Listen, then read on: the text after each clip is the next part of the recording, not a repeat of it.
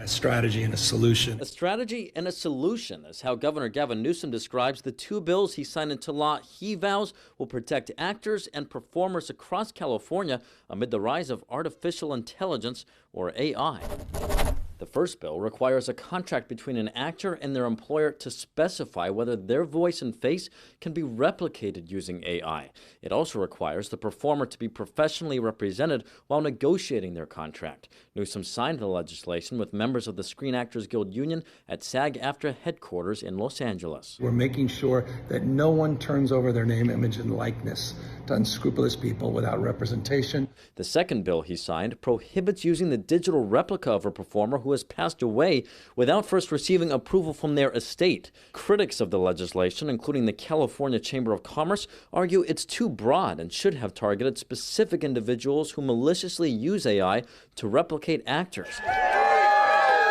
But leaders in SAG-AFTRA, who went on strike less than 1 year ago on this very issue, say the bills are needed. Making sure that we are protected. But we're still waiting to see how Newsom will act on other AI bills still on his desk, including SB 1047. If signed, it would require developers who spend more than $100 million on AI models to comply with certain testing and safety standards. For example, per the bill, anyone building such a model must have the ability to turn it off in the event of an emergency and must come up with a security protocol. The bill author, Democratic San Francisco Senator Scott Wiener, is urging Newsom to sign the legislation. Artificial intelligence has tremendous potential to make the world a better place, whether helping us cure intractable diseases, tackling the climate crisis, and so much more.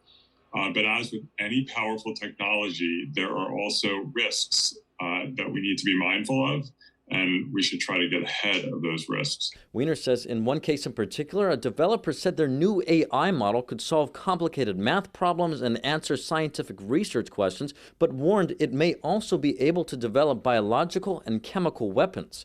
But several tech groups say that's unrealistic. Tech industry coalition group known as the Chamber of Progress wrote this, quote, "Unfortunately, SB 1047 forces model developers to engage in speculative fiction about imagined threats of machines run amok, computer models spun out of control, and other nightmare scenarios for which there is no basis in reality." The governor has until the end of the month to either sign or veto the bill.